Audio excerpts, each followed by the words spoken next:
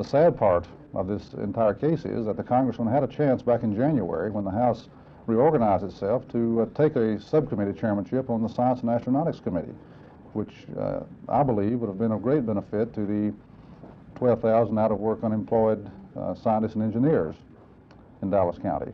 And he turned this down to keep this D.C. committee assignment.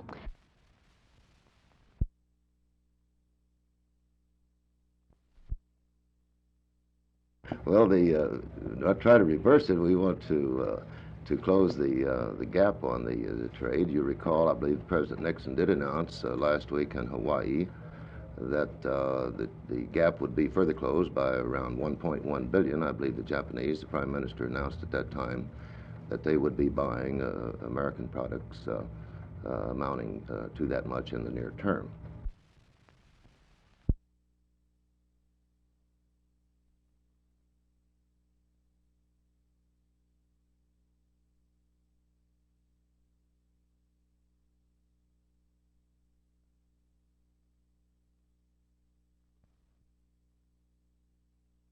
This is Dr. Joseph H. Jackson, pastor of the Olivet Baptist Church in Chicago for the past 31 years, and he's also the president of the National Baptist Convention, USA Incorporated, and you've just been reelected for your 20th year as president this morning.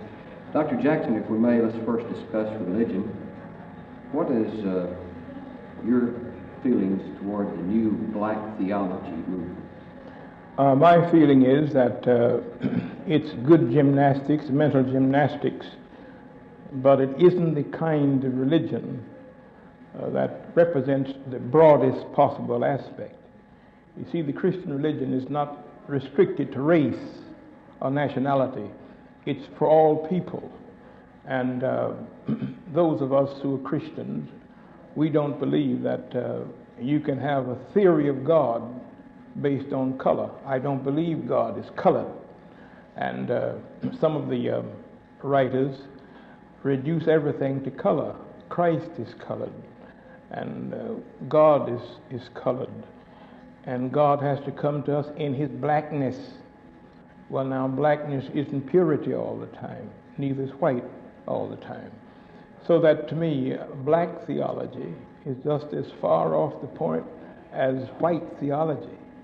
If you notice in our National Baptist Convention 92 years ago, our parents didn't refer to color. The only national convention, Baptist, that we had was by Negroes. You see, the American Baptist became the Northern Baptist and the Southern Baptist. They split over the issue of slavery. But our fathers named our convention the National Baptist. There's no racial label on it at all. What would you tell a young person that would come to you and ask, what color is Jesus Christ? What would you tell him? I would tell him that Jesus Christ is not known by his color. It's by his character and by the quality of life that he brought. In other words, the wrapping paper isn't what I'm concerned about when I buy a steak. It's the steak I want. But in these days of colorphobia, many men and some scholars have tried to make Jesus Christ colored. And some have objected to him because they say he's white. But he's above that. He transcends color. It is a quality of life that he represents. We can move to another subject now. You have spoken out quite firmly on national and international issues, especially the war, developing your own peace plan. Do you feel that there is a point in here where the church and state should be separated, or do you follow that theory? No, I think when it comes to the matter of peace, it's a matter of principles, you see. I believe Christian people should not try to take over the management of politics. I don't think I should go to the White House and form a picket line to picket something that's being done, because I don't know why the president is doing it. But I can help to create a moral climate out of which public opinion is made, and that of itself will help our statesmen. I don't think that a minister ought to try to be a professional politician. If he does, he's restricted to that party, and he has to do what the party tells him. There has to be some voices that are not limited to partisan politics, that a man says what he believes irrespective. Well, you were booed this morning when you spoke out in support of President Nixon. You have come out earlier this week endorsing President Nixon for re-election. Yes. Apparently, according to this convention this morning, your endorsement doesn't follow the thinking of a majority of the group. Of course, you see in a convention like this, you have people who are not members of the convention, and they can set off a chain any time to get ready. What I said was this, that if Senator McGovern does more in the way of concession, that's what I was talking about, than Mr. Nixon has done, he would have to carry a white flag. Mr. Nixon has been over there with communist China and communist Russia. He's made every reasonable concession. Now, if any man is going to make a greater concession than that, he has to carry a white flag. Do you feel that the majority of the National Baptist Convention will go along with your support of Nixon? I'm not concerned about supporting Mr. Nixon as such. I've had several invitations to come to Blacks for Nixon. I haven't gone. I don't plan to go. But do you feel that your endorsement is in the mainstream of blacks in this country? I'm not concerned about that. There's an issue at stake, and many people will not see it. Here's a man who adopts a philosophy of government that is foreign to the United States. Here's another man who's still in the tradition of the United States. Now, Mr. Nixon hasn't done anything for me, and I supported him before. I supported him then because it was a protest vote against the way Mr. Johnson was treated by the Democratic Party. And the next thing was I wanted to see whether the tempo in this country would change if you had a new administration. Those were the reasons. You call McGovern's way of government a committee. No, it's this. I don't invent it. Mr. McGovern headed the committee on guidelines. The committee drew up those guidelines. They reported to the National Democratic Committee. They put them in operation before the National Convention met. And you don't ever, in a democratic society, when you deal with the matter of membership, that never comes before a committee, it goes before the main body. And they took the committee, and the committee reported to a committee. Then the committee decided who would be in the convention. And that's government of committees, by committees for the people. That's exactly what they have in the Soviet Union. Thank you, Dr. Jackson. Dr. Joseph Jackson, the president of the National Baptist Convention, USA Incorporated.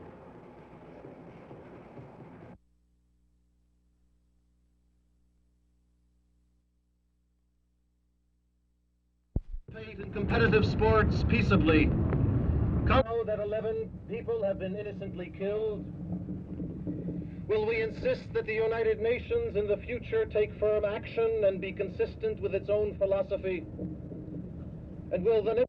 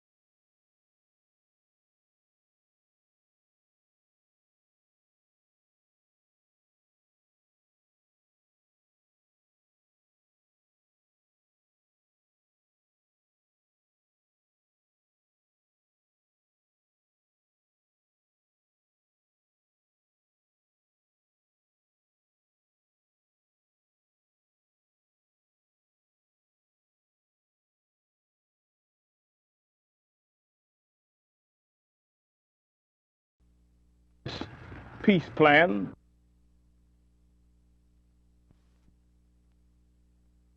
Remember that those who live with us are our brothers, and that we will bind up the wounds against us and become, in the spirit of the Olympics, brothers once again.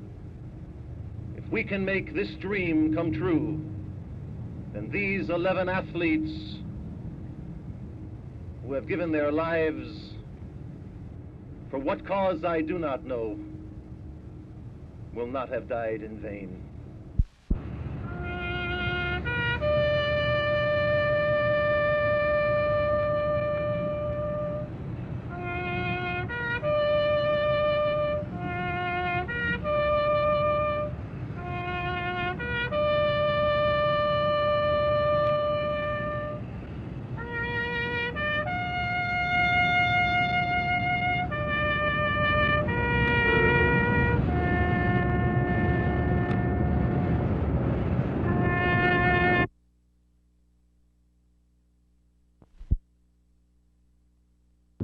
We won't tell you where this house is located in Dallas County simply because it could be embarrassing to someone who is innocent. But quickly, we'll tell you that it's relatively new. It is brick, 3 bedrooms, air-conditioned. It is also abandoned and virtually destroyed. This house is an extreme example, but it is also like many others in Dallas County that have been abandoned by their owners who do not have the equity in the house through federal subsidies or whatever reason to pay the realtor, the Federal Housing Authority to assign a new loan to a new buyer. And especially when you're 2, 3, 4 months behind in your payments, it's so much easier to take what you consider of value and leave during the night. That's what happened here. The federal program of subsidy for homeowners was designed to teach responsibility, to give people an opportunity to get ahead. But no matter what the program, there is sometimes abuse, as you see here. Maybe the government should issue a test in responsibility before it issues a check for opportunity. Somewhere in Dallas County, this is Jim Mitchell, Channel 8 News on the Move.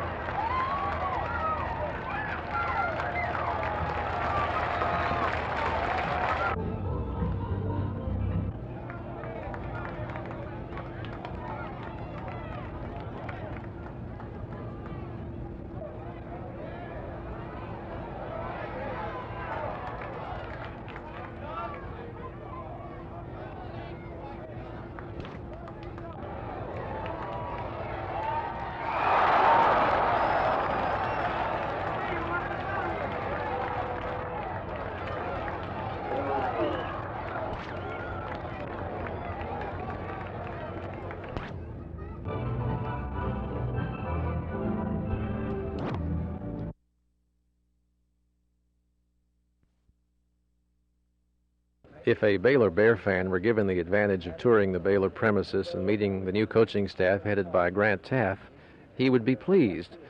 There's a feeling of relaxation here on the squad, not as in the past. And I think even though they may not be the strongest squad in the Southwest Conference, they'll give everybody a good ball game. I talked to Coach Taff about his offense and about his team. We have a slot I formation. We believe that for this point in history, that's the best suits our personnel and what we're going to try to do offensively. We feel that we'll be able to have the personnel that can throw the ball, so we feel like we can get a good effect out of the slot eye. We have some good running backs that we can put at tailback, which will give us a good running attack out of the eye. Are you thin at offense? Yes, we are. We're going to have a lot of freshmen in backup positions. We can put 3 teams on the field depth-wise, but virtually no experience and not too much size and very young. Would you discuss your defense for us? I think we can have a pretty good defense. We've got some personnel returning that's played in the past. They have some technical skills, I think, that'll be very beneficial to us this year. Again, the area where we're hurt most of all is in depth of experience in the defense also. Totally our depth is a real problem, Jerry. And a look now at those quarterbacks. Neil Jeffrey, Robert Armstrong, Randy Cavender. Once a Baylor Bear, always a Baylor Bear. Right, Neil? Yes, sir. Yes, that's true. My dad was a Bear, and I've always, just I've been interested, in the school, and it's football all my life. The life of a quarterback is easy or rough at Baylor, Robert? Oh, it's pretty nice. There's three of us, but we all have a good time, and we try to make each other work for their position, so we have a good time. How do you feel about your opportunities this year? Well, I think the opportunity here at Baylor for a quarterback that starts tremendous, but so far I don't think I've performed up to my capabilities as of yet in this point of the season. Coach Taft feels that by mid-season his defense will play a very capable ball game. Two of the big reasons are potential All-American defensive end Roger Gorey and newcomer from Tyler Junior College, Millard Neely. During the past several years, I think we've had a pretty good defense, and we've got 8 starters coming back that know what's happening and where it's at. Plus, we have some junior college and freshmen from last year coming up. What prompted you to come to Baylor? Well, the coaches mostly. I think they have a tremendous coaching staff, and I'd just like to be working. What weight would you play at this year? 260, 255. From the AstroTurf at Baylor Stadium, this is Jerry Haynes for Channel 8 Sports.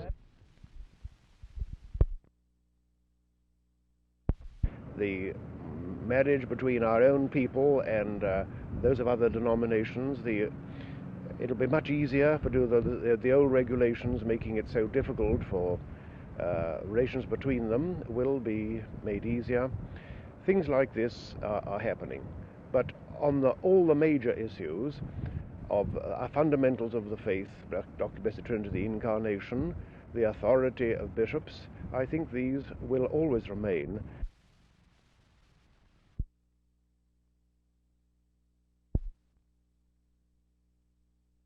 For example, it has been one of the age-old beliefs, outdated and outmoded beliefs, that one of the reasons for keeping the races separate is to keep the whites from catching the venereal diseases of the blacks. And from the case finders, we find that just the opposite seems to be true.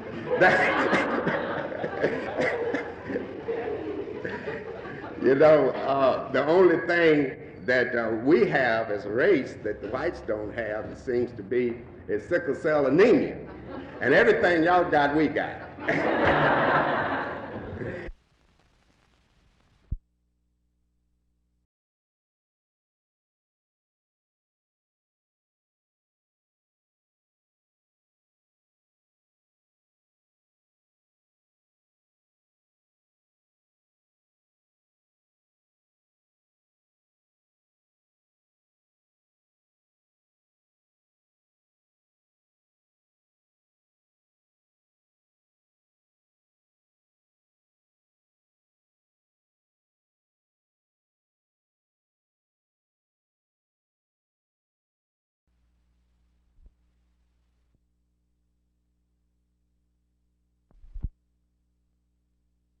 Well, this could have been done many, many months ago. Mr. Rodriguez and my attending on the court could have been eliminated. They've known for months, indeed more than a year, that these indictments were worthless as far as sustaining a conviction, and yet they've caused us to come to court. And finally this morning, without any real notice to us, it would be fair, I think, to say they crept in and just before a hearing was to be had, dismissed the cases.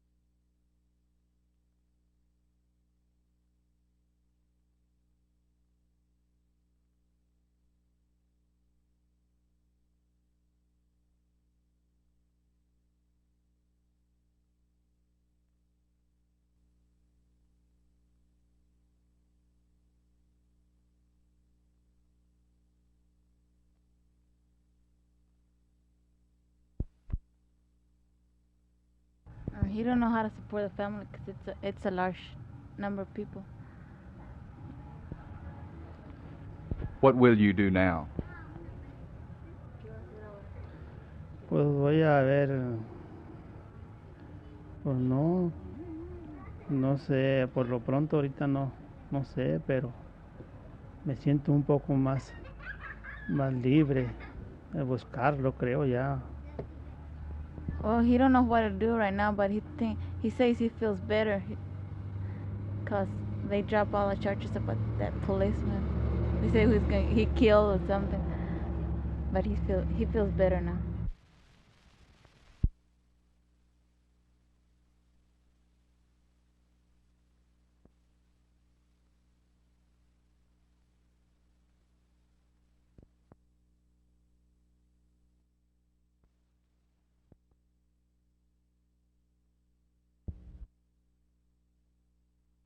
The drive is headed by City Councilman Fred Zeter and Russell Smith. They were the only ones to vote against a proposal at this week's council meeting, which called for the old depository to be preserved as a national monument. Zeter and Smith feel the building should be torn down and are asking Dallas residents to respond to the plan by contacting their city council representative. Zeter summed up the reasoning of the two councilmen. It's not, in my judgment, a reflection of the opinion of the people of the city of Dallas that this be memorialized as a shrine to this event. I don't think any more than you'd have Mayor Yorty, for example, coming forward suggesting that the kitchen in the Ambassador Hotel in Los Angeles, where Robert Kennedy was shot by Saran Saran, should in any way be considered a memorial. It's just not appropriate and it's not right. Regardless of whether it's appropriate or right, tourists by the score visited the schoolbook depository today, just as they do every day. But if Councilman Zeter and Smith can have their way, the building would be torn down to make way for a park, a school, something which they feel would be more appropriate to the memory of President Kennedy. Jack Hill, Channel 8 News on the Move.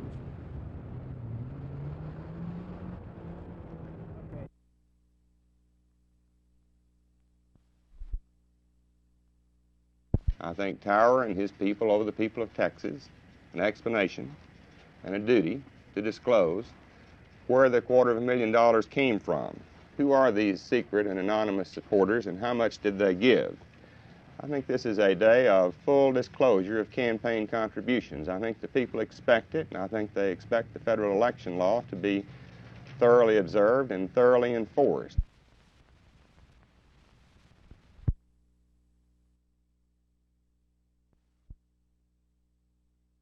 I was asked by a reporter yesterday, well, he said, you will admit that Nixon and my governor are 180 degrees apart, won't you? And I said, well, absolutely not. They are way apart on their strategy and on their method, but their goal is virtually the same. They are both for world government. They are both for the super rich people at the top running the rest of us clods and handling all our business for us.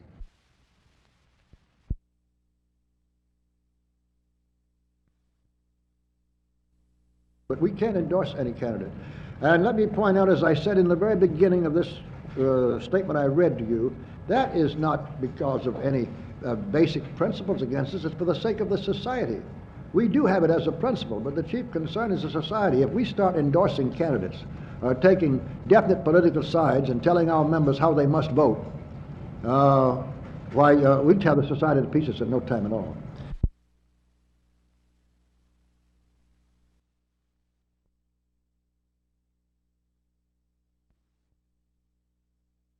The committee is very frustrated right now because, for an example, a couple of our committee members are serving on 4 or 5 different subcommittees, and it's a tremendous amount of strain on the 10 members of the committee. And yeah, I would say that the consensus of the committee's feeling right now is that we're frustrated, and we'd like to see those new members appointed as soon as possible, and we're kind of tired of waiting.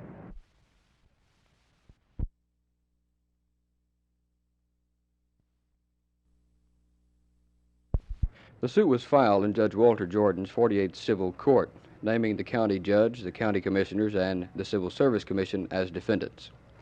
Tax Collector Stewart's main complaint is that he is no longer allowed to hire the personnel of his choosing, that the Civil Service Commission dictates who he will hire.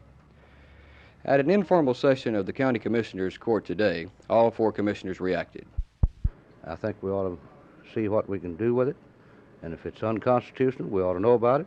If it's not, I'm certainly willing to go right on with civil service as it is set up.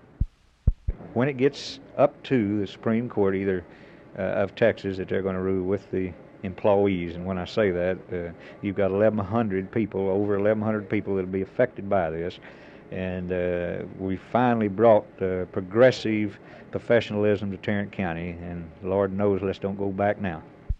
Stewart says about 12 persons contributed money to file the suit, and they include other elected officials that he would not identify. Stewart feels that he will win the suit because civil service was declared unconstitutional in 1931 in Tarrant County, and according to Stewart, it should be unconstitutional today. Jim Green, Channel 8 News on the Move in Fort Worth.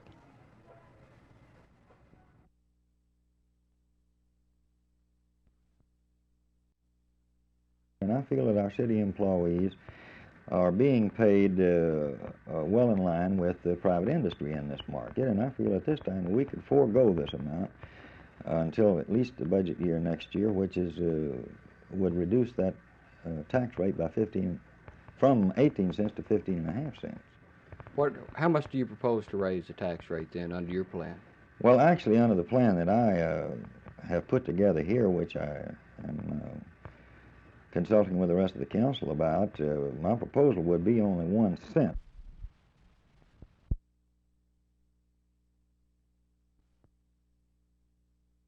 Well, one thing about Jerry is that I'm not going to have a bruise or a scratch. Those kids are the ones that better be ready for it. And I could be wrong, but I really think that I know they're going to play hard. And hopefully we can cut it down to their learning process. They might even play halfway well. Do you like the schedule you're able to get at the University of Houston? Are you looking forward to conference play? I think the interest factor in the thing. Not only the kids on the team, but the administration and the alumni are looking forward to a conference play a little bit more than than what we're having to play now. In other words, Florida State's a fine football team. Miami's good. All these people are fine teams, but people probably would rather go to Fort Worth as opposed to Starkville. They might rather go to Dallas as opposed to Oxford. The Cougars have always been strong in total offense, so let's take a look at some of the skilled players who must produce for them this year. I think the offense should be pretty good this year. We have a whole new backfield, and just about everybody on the offense is new except Luke Stunges and Berkwin, and maybe Ken Ball. There's a lot more quickness, and we got a lot of strength in the backfield. Of course, we're gonna miss Robert Newhouse, as everybody would know. I think we're gonna do pretty good. I gained mostly from Newhouse. I picked up a lot of little hustle from him. He gave a lot of second and third effort, which made me sort of admire the guy. And mostly just desire and hustle and determination to make it.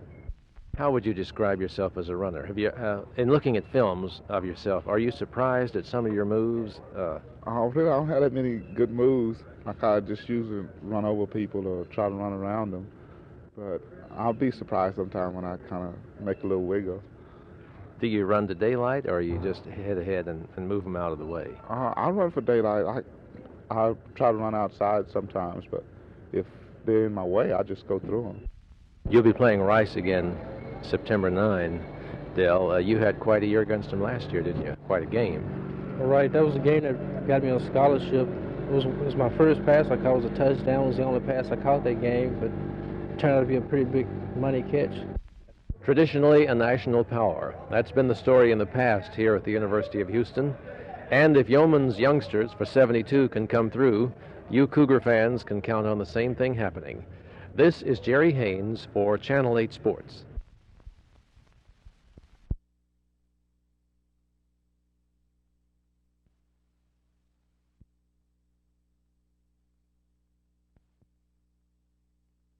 What type of a score do you think it'll take to win?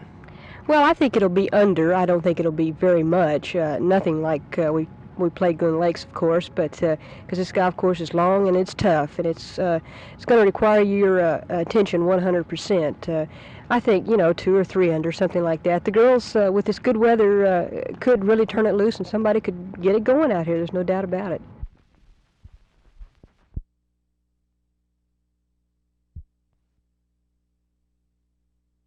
The Newtown idea is that people should have the opportunity to live in a community which offers them opportunities for employment, for community services, for shopping, for education, recreation, health, so that they can live a well-rounded life.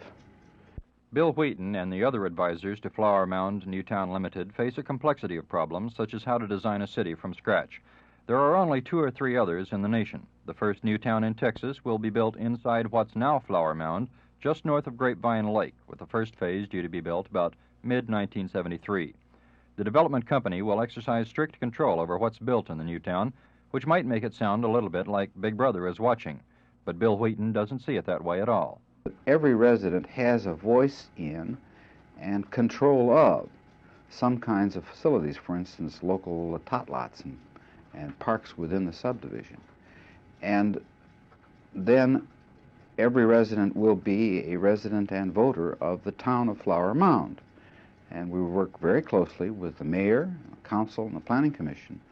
Building an entire city is an ambitious enterprise, and it could fail. But if it succeeds, Flower Mound's new town could join the growing number of other new towns in the world with happy, unhassled residents. Either way, it's a far-sighted experiment. Phil Reynolds, Channel 8 News, on the move.